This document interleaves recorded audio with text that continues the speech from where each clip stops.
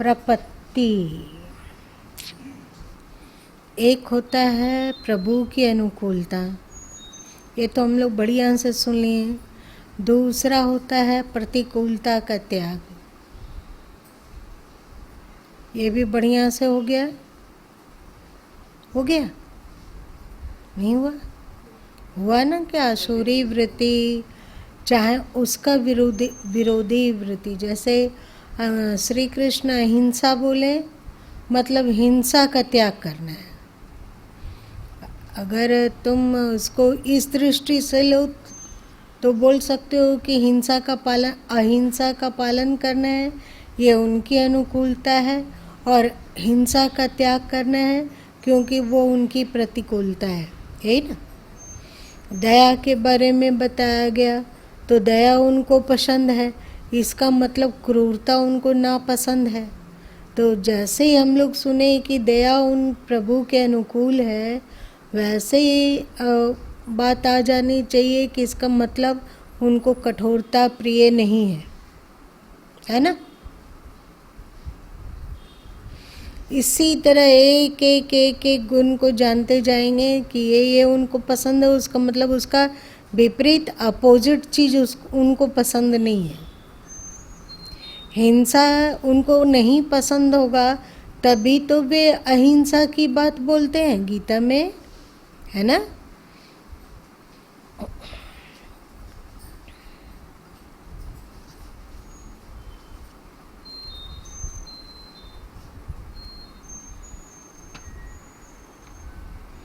और बाकी का धीरे धीरे बताते हैं, जिससे ये भी चलता चले, और धीरे से फिर जब इसमें उस तरह का टॉपिक आएगा ही तो फिर उसको भी सुन लेंगे।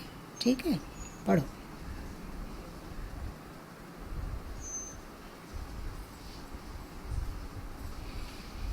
आज हम लोग नरसिंह मेहता वाला सुनने वाले हैं। इतना दिन के इंतजार के बाद खुशी नहीं मिल रही है। चल आगे बढ़ो।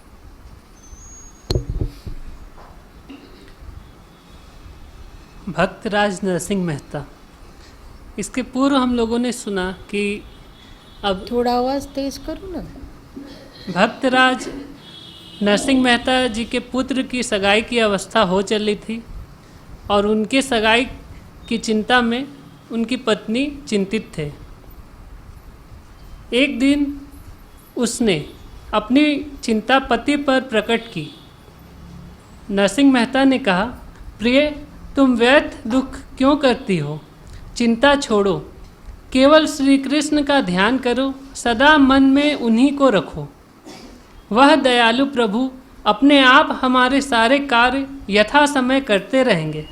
हम लोग जान चुके हैं कि किसके लिए ये उचित है और किसके लिए इस तरह की बात दिमाग में नहीं सोचना चाहिए। जान चुके हो ना। आगे बढ़ो। वह स्वयं हमसे अधिक हमारे लिए चिंतित तुम लोग आगे आ जाओ तो उन लोग बच्चे लोग को और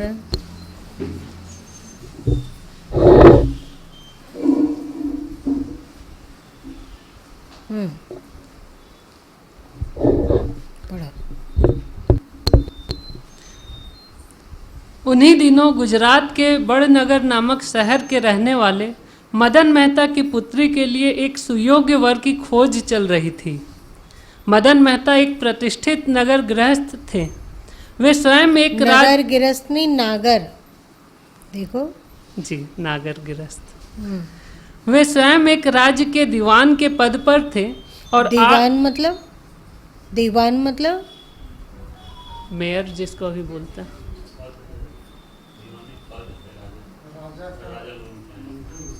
क्या? राजा के अधीन मंत्री के जैसे। हाँ, मंत्री। और 8-10 लाख की संपत्ति भी उनके पास थी। उस समय 8-10 लाख समझते हो क्या होता है? सो बहुत ज्यादा, बहुत ज्यादा।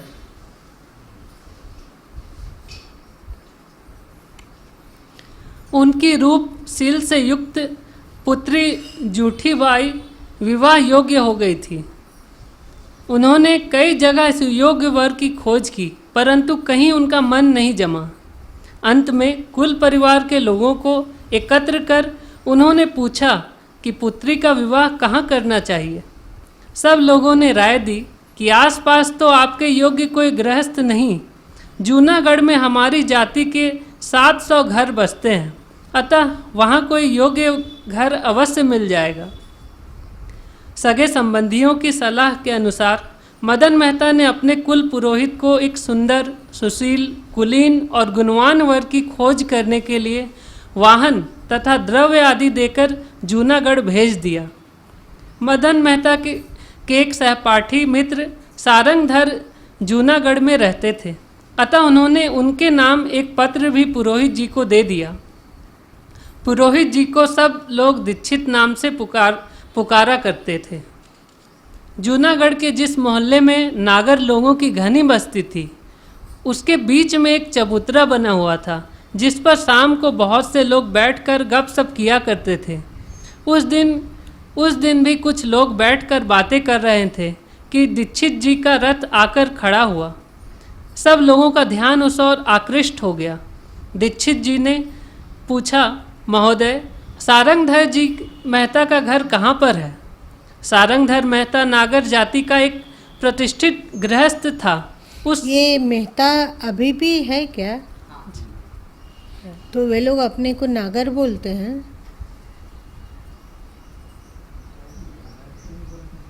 नहीं पता। अच्छा, मेहता लोग हैं। तो क्या वे लोग ब्राह्मण होते हैं? क्या होता है? अच्छा,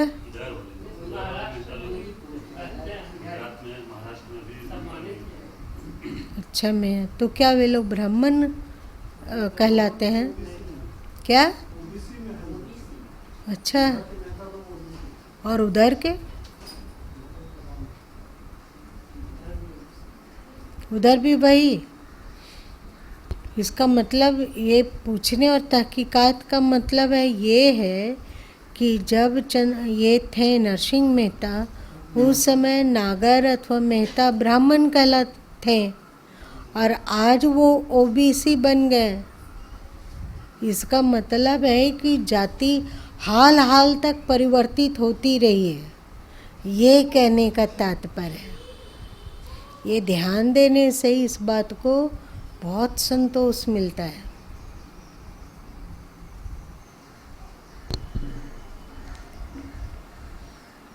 उस समय वह भी वहाँ मौजूद था। उसने उत्तर दिया, कहिए महोदय, आप कहाँ से पधार रहे हैं? क्या काम है? मुझे ही लोग सारंगधर कहते हैं। दीक्षित जी ने रथ से उतरकर यजमान की दी हुई चिट्ठी उसके हाथ में दे दी। चिट्ठी खोलकर वह बाँचने लगा। बाँचना मतलब पढ़ना, ठीक। प्रिय मित्र श्री सारंगधर जी, सप्रेम प्रणाम। आपके पास अपने कुल पुरोहित श्री दीक्षित जी को भेज रहा हूँ। मेरी पुत्री जूठी बाई की अवस्था अब विवाह योग्य हो गई है। कृपा कर अपने यहाँ किसी कुलीन घर में एक रूपशील युक्त सुयोग्य घर देखकर संबंध करा दीजिएगा। आपको अपना अभिन्न मित्र जानकर यह कष्ट दे रहा हूँ। आपका मदन मेहता। सारंगधर पत्र पढ़कर उठ खड़ा हुआ और दीक्षित जी को लेकर अपने घर आया। दीक्षित जी का उचित सत्कार कर उसने अपने मित्र मदन राय जी का कुशल समाचार पूछा। बात की बात में यह समाचार सारी नागर जाति में फैल गया कि बड़नगर से एक पुरोहित जी वर की खोज में आए हैं। चारों ओर से एक न एक बहाना लेकर लोग सारंगधर के घर पर एकत्र होने लगे। जो आता वही पहले अनजान की तरह दीक्षित जी की ओर इशारा करते हुए प्रश्न करता। मतलब इसका लेखक भी बहुत सूक्ष्म दृष्टि वाला था। अनजान बन के ऐसा हम लोग भी करते हैं कि नहीं? व्यवहार में नहीं करते हैं। चलो आगे बढ़ो। दीक्षित जी की ओर इशारा करते हुए प्रश्न करता, कहिए सारंगधर जी, आप महोदय कौन हैं? सारंगधर सबको यही उत्तर देता, आप बड़नगर के मेरे मित्र मदन राय जी के पुरोहित हैं। मेरे मित्र की कन्या के लिए एक सुयोग्य वर की खोज में आए हैं।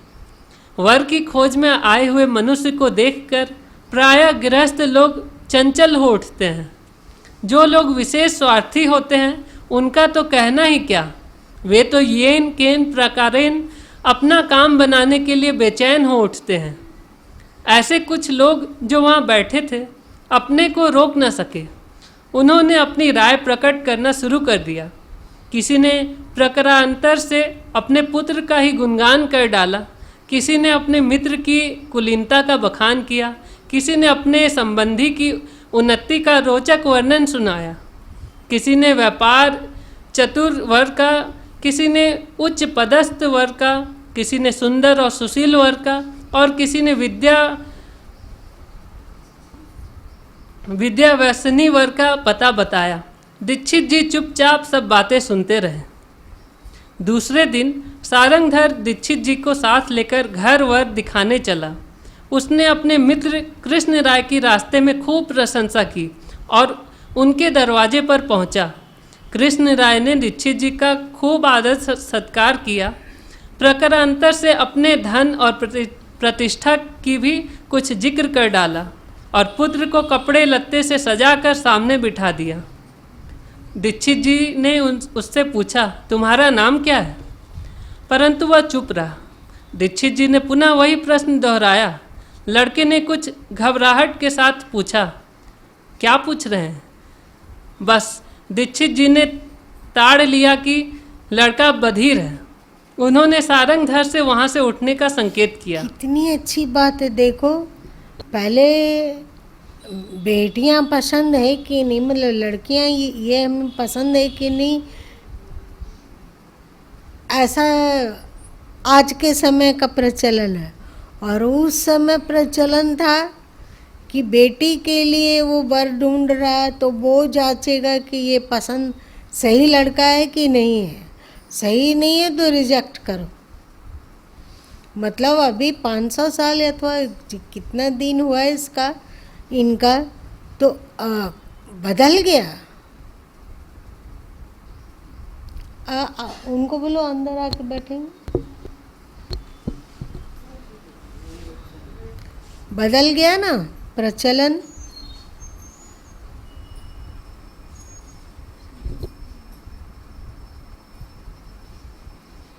आज की स्थिति को देखकर, चाहे राजनीति का उथल पुथल हो, चाहे धर्म को लेकर संघर्ष चलता हो, मतलब संप्रदाय को लेकर संघर्ष चलता हो, इन सबको देखने पर निराशा होती है कि नहीं? नहीं होती है? होती है। तो हम लोगों को सोचना चाहिए, जानना चाहिए कि यह संसार एकदम परिवर्तनशील है। आज से हजारों हजार साल पहले हड़प्पा संस्कृति थी। आज वो धरती के 10 फीट मिनिमम 10 फीट नीचे वे समा गए। कैसे समा गए? कुछ तो हुआ होगा। और एक बात और है कि ये 10 फीट मिट्टी आई कहाँ से? क्या उस समय जो पहाड़ था वो आज छोटा हो गया कि वहाँ की मिट्टी भर भर के इधर आ गई? क्या हुआ होगा? ये बच्चों वाली जिज्ञासा क्यों? चाहे बड़े बड़े कभी कभी खुदाई वगैरह में बड़ा बड़ा कीलन का अवशेष पता चलता है जो बहुत गहराई में है, और खोजने पर कुछ का तो पता चल जाता है कि ये अमुक वंश का अमुक समय में खिला हुआ करता था और ये धरती के बहुत नीचे गड़ा गया। अभी राम जन्मभूमि के नींव की खुदाई लगभग कितना हुई? क्यों?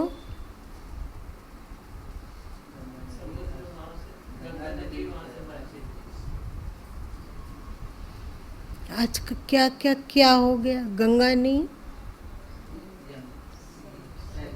सरयू, सरयू नदी वहाँ बहती थी, आज कितना दूर है। और बालू, क्या अभी यहाँ जहाँ नदी बह रही है वहाँ कोड़ते जाएंगे तो 400 फीट तक बालू निकलेगा क्या? निकलेगा? नहीं निकलेगा। मतलब बहुत पुराने समय की बात है और उतना गहराई तक बालू। वहाँ नदी बहती थी, उतना बालू है, और वहाँ से घसकी तो बहुत दूर चल गई, अभी उतनी बालू नहीं होगा, उतना बालू।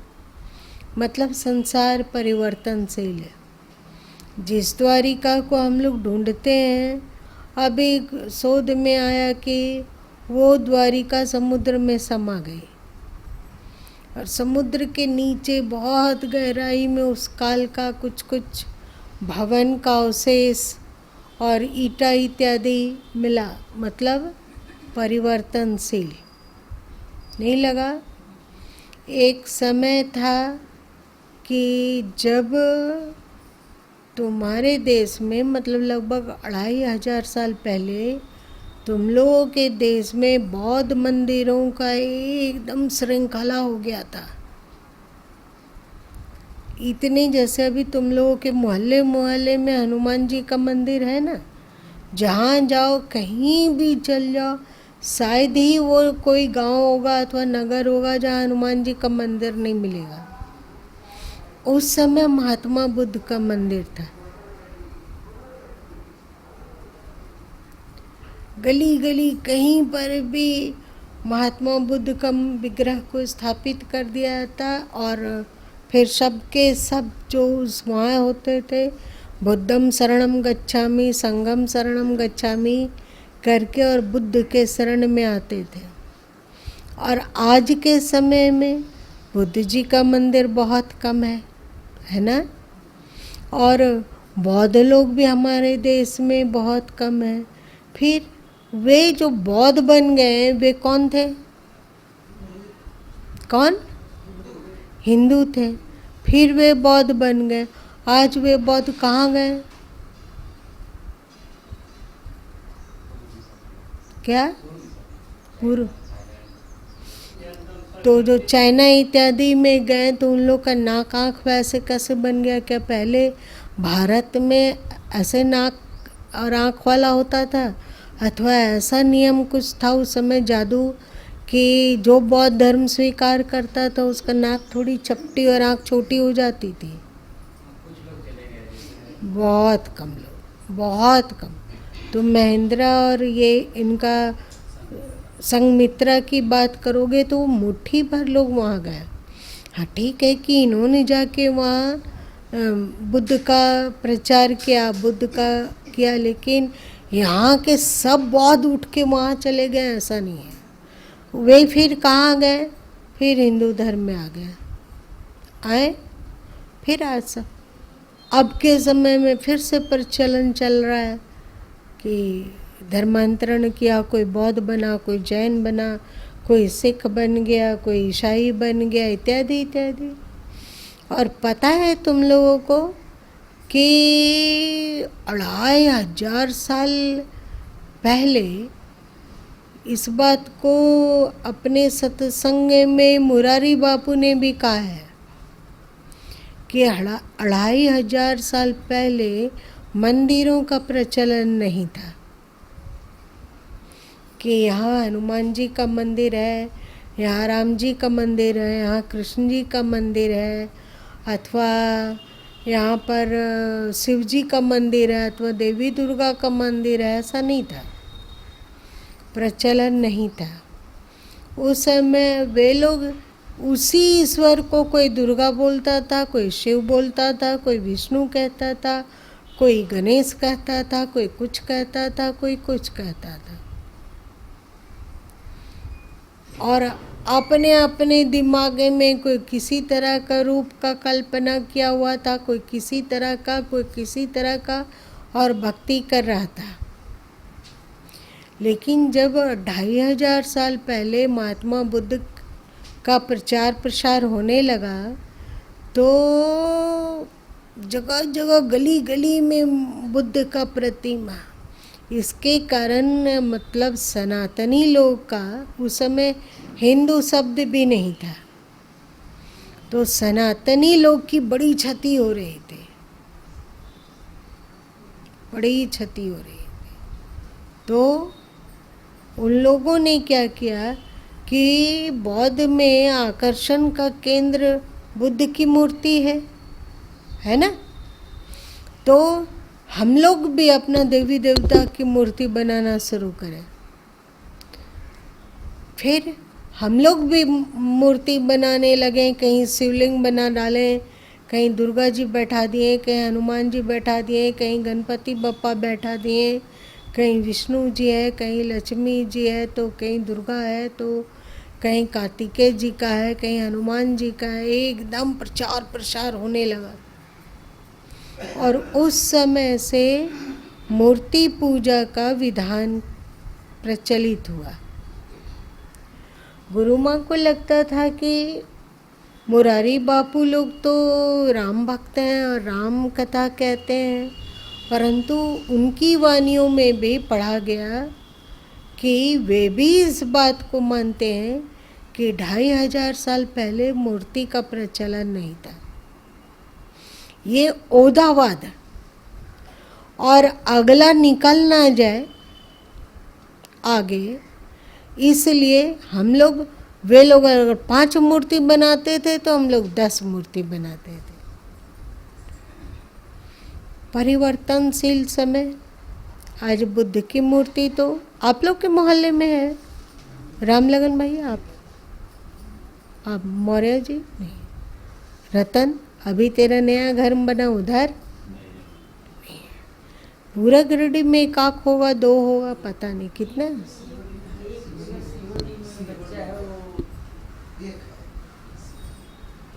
मंदिर है। तो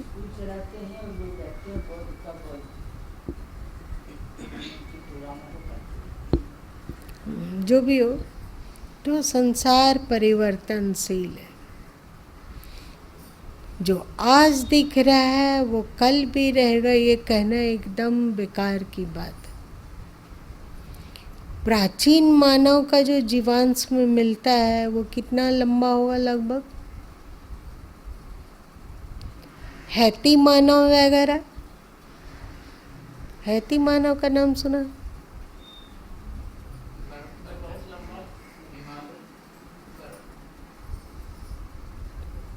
उन लोग 9 फीट 10 फीट लंबे हुआ करते थे।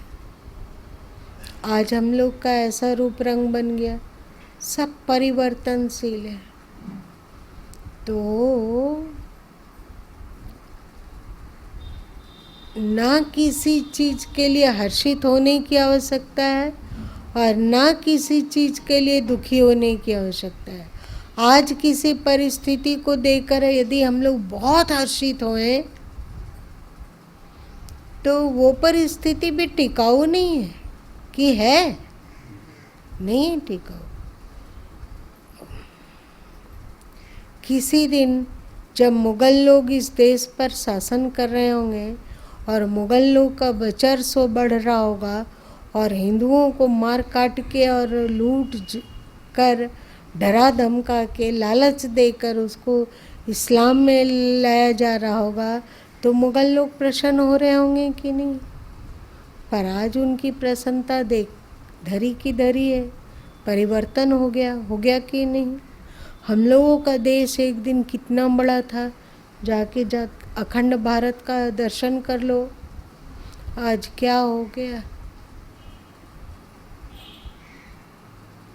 सब परिवर्तनशील है। इसीलिए ना खुशी अच्छी है दिल, ना मलाल अच्छा है। ना खुशी अच्छी है, ना मलाल ही दुखी अच्छा है, क्योंकि खुशी भी गुजर जाने वाली है और दुख भी गुजर जाने वाला है।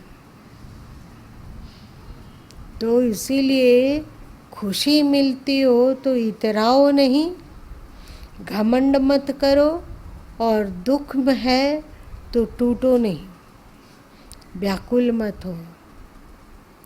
आप लोग यदि अपने परिवार, आज से 2 पीढ़ी पहले, 3 पीढ़ी पहले की बात याद करो, सभी को अपना 2-3 पीढ़ी याद होगी भाई लोग, 2-3 पीढ़ी और ज़्यादा,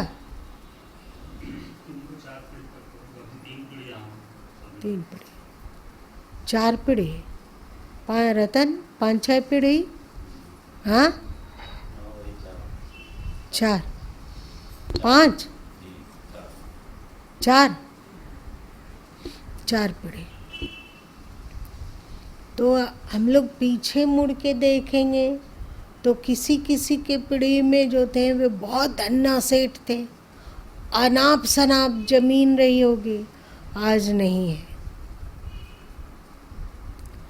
कोई कोई पीछे बहुत गरीब होंगे, बहुत गरीब होंगे, आज हम लोग सुखी हैं।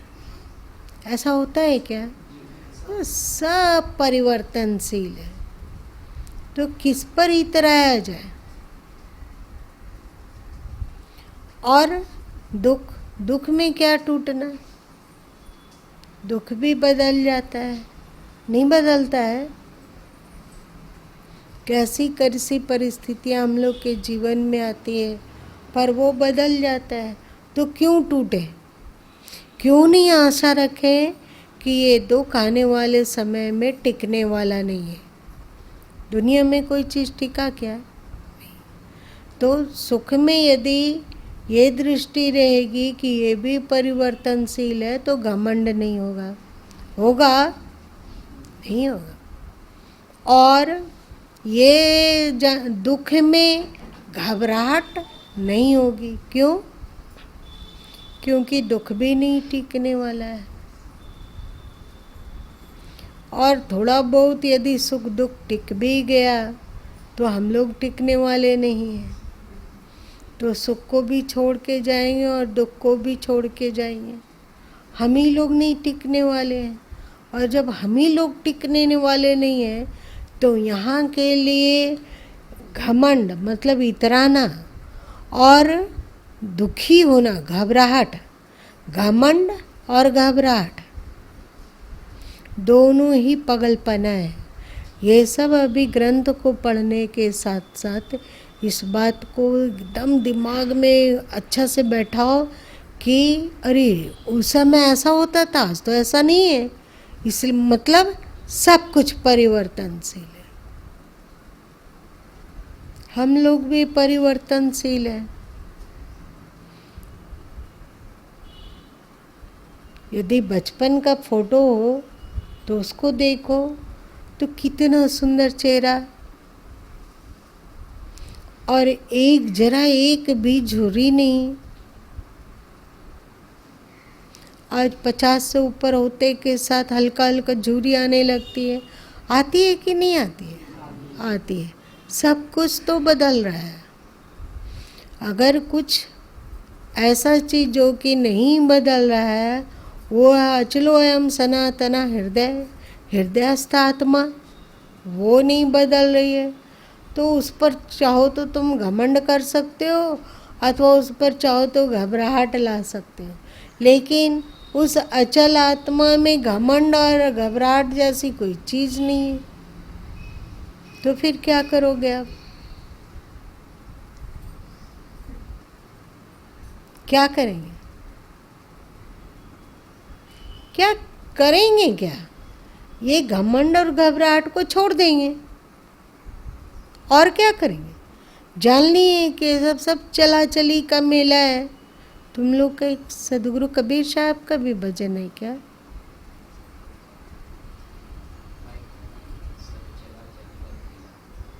हाँ ठीक है, भजन। अच्छा यही है। तो पुस्तक पढ़ते हो तो बहुत गहराई से गहराई में डूबकर उसका तथ्य समझो, और तो बहुत शांत और खुश रहने की स्थिति बनेगी। और पढ़ो इस प्रकरण को।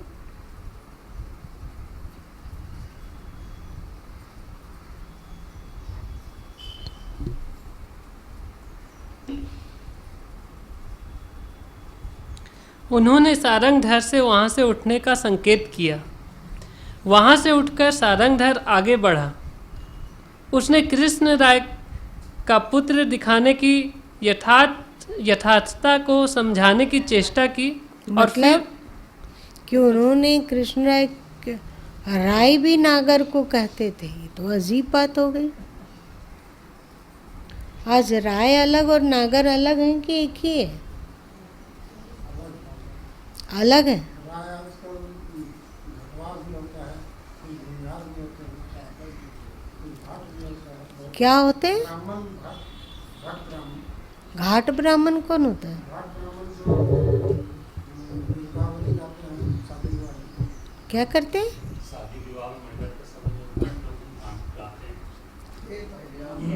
भाट भट भाट बोला जाता है।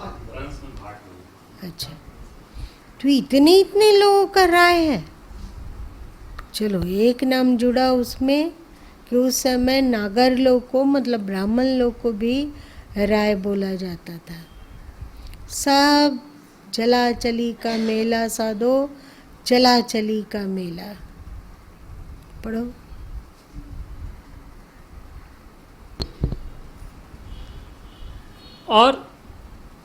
और फिर दूसरे मित्र अति सुख राय की ओर भी बड़ाई की। अति सुख राय ने भी दीक्षित जी को आकृष्ट करने का भरपूर प्रयत्न किया। दरवाजे पर बैठे हुए कुछ गांव के लोगों ने भी उनकी प्रशंसा का पुल बांध दिया। अब अति सुख राय का पुत्र गहने वस्त्र से सजकर सामने आया तो पहले आज बेटियां आती है, पहले बेटे आते थे सज धज के और गहना भी पहनते थे। चलो,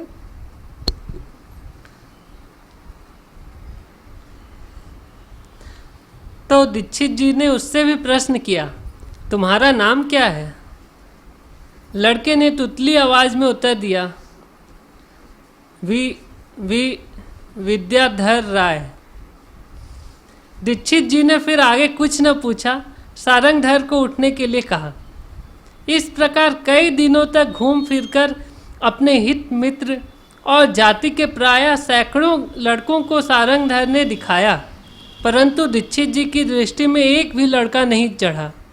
किसी को बधिर, किसी को तुतला, किसी को मूर्ख, किसी को कुरूप इत्यादि एक न एक कारण दिखाकर उन्होंने सबको छांट दिया। स्वयं दीक्षित जी भी अयोग्य लड़कों को देखते देखते तंग आ गए। उन्हें संदेह हो गया कि शायद सारंगधर योग्य वर दिखाने की अपेक्षा अपने सगे संबंधी और मित्रों के लड़के दिखाने की अधिक चिंता रखता है। अब उनका मन सारंगधर पर विश्वास करने की गवाही नहीं देता था, परंतु मदन मेहता ने जब सारंगधर को अपना मित्र समझकर उनके पास उन्हें भेजा था, तब वह उसके विरुद्ध कैसे चल सकते थे। अतएव उन्होंने सारंगधर से कहा, मेहता जी, केवल कुलीन या सुंदर लड़का मुझे नहीं चाहिए, लड़का गुणवान भी होना चाहिए। आपने बहुत से लड़के दिखाए, परंतु सुयोग वर एक भी दिखाई नहीं पड़ा। सारंगधर भी इधर दीक्षित जी की चाल से तंग आ गया था। उसने सोचा, यह बड़ा विलक्षण आदमी है, इसे कोई लड़का पसंद ही नहीं आता। यह अपने को बड़ा चालाक समझता है। अब मैं भी ऐसा घर बताता हूँ कि यह भी याद रखेगा। सारंगधर ने मुस्कुराते हुए दीक्षित जी से कहा, दीक्षित जी, आप मेरी जाति के सैकड़ों लड़के देख चुके, अब मैं अपनी जाति के मुखिया का एक लड़का दिखाता हूँ। मुझे आशा है वह लड़का आपको अवश्य पसंद आ जाएगा। बहुत तरह की चीज़ें दिखाने के बाद अच्छी चीज़ें दिखाने पर ही उसका मूल्य ठीक से समझ में आता है। दीक्षित जी ने कहा, अच्छा, अंत में ही दिखाइए, पर दिखाइए सुयोग्य वर। अब अधिक तरह की चीज़ें देखने की मेरी इच्छा नहीं है। अब तो काम खत्म करके मैं शीघ्र वापस होना चाहता हूँ। सारंगधर ने मन में मजाक का भाव लाकर दूसरे ही इशारा करते हुए कहा, वह देखिए, स्वर्ण कलश वाला जो मंदिर दिखाई देता है वह नरसिंह राम मेहता जी का घर है। वे बड़े ही कुलीन और भगवत भक्त गृहस्थ हैं। उनका व्यवहार बड़ा सच्चा है और उन्होंने धन भी खूब एकत्र कर रखा है। उनका पुत्र भी हर तरह से योग्य है। वहाँ आपको पूर्ण संतोष होगा। वहाँ मेरे जाने की कोई विशेष आवश्यकता नहीं। अच्छा महाराज, नमस्कार। मैं अभी वहाँ जाता हूँ। यदि सब प्रकार से संतोष हो जाएगा तो मैं अवश्य संबंध कर लूँगा, और नहीं तो किसी दूसरे स्थान के लिए रवाना हो जाऊँगा। बस आज्ञा दीजिए। इस तरह कहते हुए दीक्षित जी ने विदा मांगी। अच्छा महाराज, नमस्कार कहकर सारंगधर ने भी मस्तक झुकाया और हाथ जोड़कर विदा कर दिया। दीक्षित जी तुरंत नरसिंह राम के घर पहुँचे। उस दिन कोई व्रत उत्सव था। भक्तराज हरि कीर्तन में संलग्न थे। उनकी एकाग्रता और तन्मयता देखकर दीक्षित जी दंग रह गए। उन्होंने मन में विचार किया, भगवान की लीला भी विचित्र है। सारे जूनागढ़ में केवल यही एक घर ऐसा मिला है जहां आते ही चित्त को शांति प्राप्त हुई है। यह घर जैसा पवित्र है वैसा ही यदि वर भी मिल जाए तो मदन मेहता की पुत्री का भाग्य ही खुल जाए। दीक्षित जी को यथोचित सत्कार करके बैठा दिया गया। मध्याह्न समय हरि कीर्तन समाप्त हुआ। दीक्षित जी ने भक्तराज के पास आकर अभिवादन किया। सुबह गए सो मध्याह्न हो गया। मध्याह्न मतलब दोपहर हो गया। ठीक। भक्तराज ने उन्हें भगवान का प्रसाद देकर प्रश्न किया, आपका शुभ निवास कहाँ है? भक्तराज, मैं बड़नगर के दीवान मदन राय जी की पुत्री का संबंध करने के लिए यहाँ कुछ दिनों से आया हुआ हूँ। सौभाग्य से आज आपके दर्शन करने का सुअवसर प्राप्त हुआ है। सुना है आपके भी एक विवाह योग्य पुत्र है। कृपया उसे मुझे दिखाइए। दीक्षित जी ने नम्रतापूर्वक कहा, महोदय, इस शहर में 700 नागर गृहस्थों के घर हैं और प्रायः सभी धनाढ्य और कुलीन हैं। आप तो जानते ही हैं कि यस्यस्ति वित्तं स नरः कुलीनः स पंडितः स श्रुतिमान गुणज्ञः स एव वक्ता स च दर्शिनयः सर्वे गुण कांचन आश्रयन्ते। अर्थात जिसके पास धन है वही मनुष्य कुलीन है, वही पंडित है, वही वेदविद है, वही गुणवान है, वही वक्ता है और वही दर्शनीय है। सब गुण एक कंचन का ही आश्रय करके रहते हैं। इस नीति के अनुसार ना तो मैं कुलीन हूँ, न गुणवान और न पंडित ही। मैं तो केवल राधे श्याम का नाम मात्र जानता हूँ। नरसिंह राम ने साफ साफ अपनी सच्ची परिस्थिति का वर्णन कर दिया। भक्त शिरोमणि, लक्ष्मी तो चंचला है, वह कभी आती है और कभी चली जाती है। जो मनुष्य आज अतुल धन का स्वामी है, कल वही रास्ते पर भीख मांगते हुए देखा जाता है। इसलिए महात्मा लोग द्रव्यवान को सच्चा धनवान नहीं मानते। कबीरदास जी कहते हैं, कबीरा सब जग निर्धना, धनवंता नहीं कोय। धनवंता सोई जानिए, राम धनी जो होय। आज इतना ही रहने देते हैं।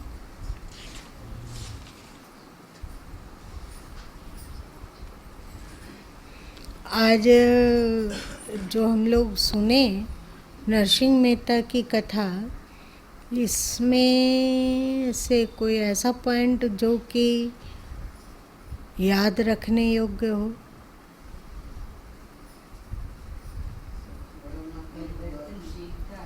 क्या परिवर्तनशीलता है, इसलिए अहंकार की कोई जरूरत नहीं। इस सृष्टि में परिवर्तन होते रहता है।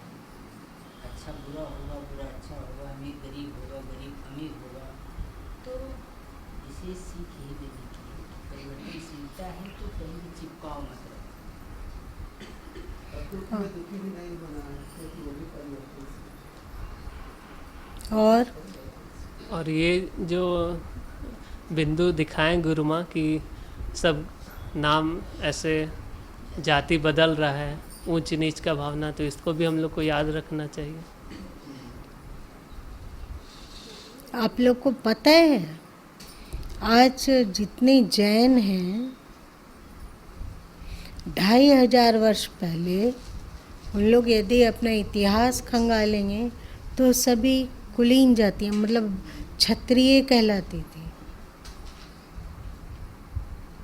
आज ओबीसी बन गए।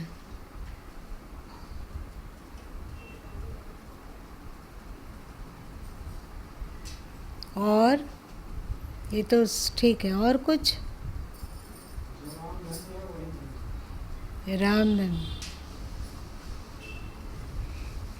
और एक चीज इससे समझ में आता है कि जो ईश्वर के प्रति सच्ची निष्ठा रखता है और अपने आप को उनके चरणों में समर्पित करता है, तो 1000 विरोधी हो, उन सब विरोधियों को एक तरफ करके उसके काम का निपटारा स्वयं ईश्वर करता है। नहीं समझ में आ रहा है? 700 नागर जाति, 700 परिवार, उतना नहीं घूमे होंगे दीक्षित जी, परंतु 100 तो घूम ही लिए होंगे। तो 100 लड़के उतने धनी धनाढ़ अच्छे नहीं लगे?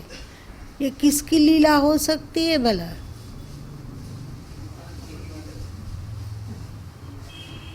कहाँ ले जा रहे हैं? क्योंकि ये कि ठीक है कि नरसिंह मेहता चिंता नहीं कर रहे हैं, पर उनकी पत्नी तो कर रही है ना, तो उनकी पत्नी की इच्छा पूरा कर रहे हैं। ऐसा क्यों?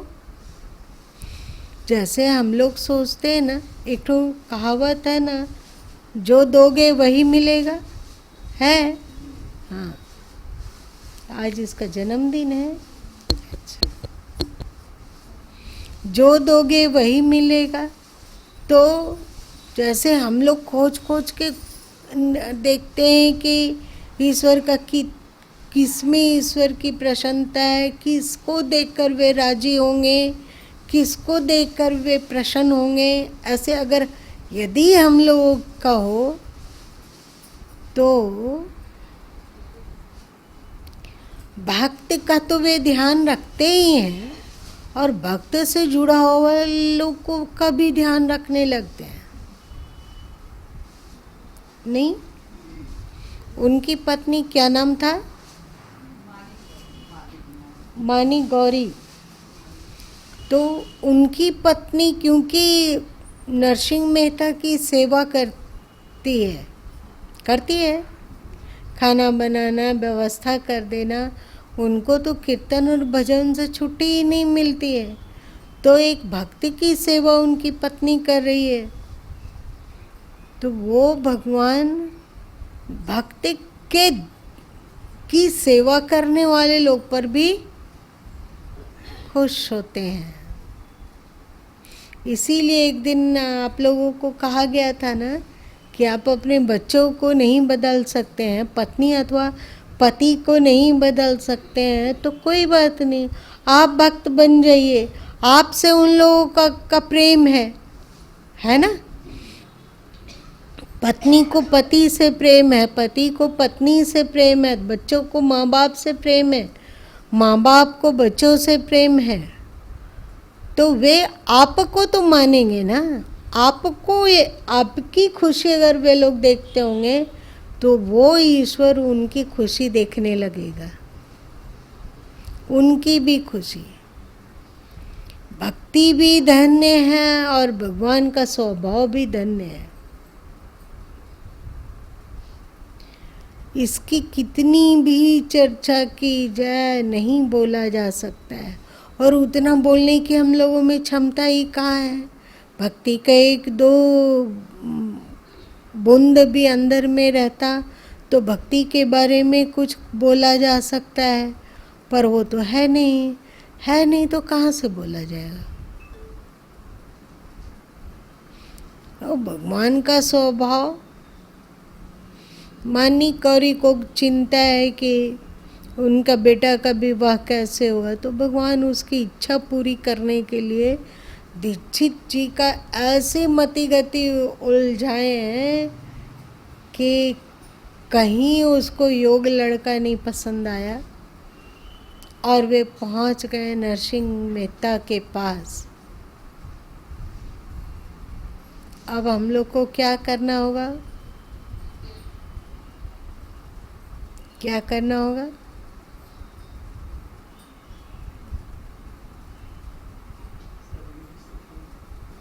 भाव विभोर होकर बोलो भक्त और भगवान की। ओह, धन्य भगवान और धन्य भक्त और धन्य भक्ति।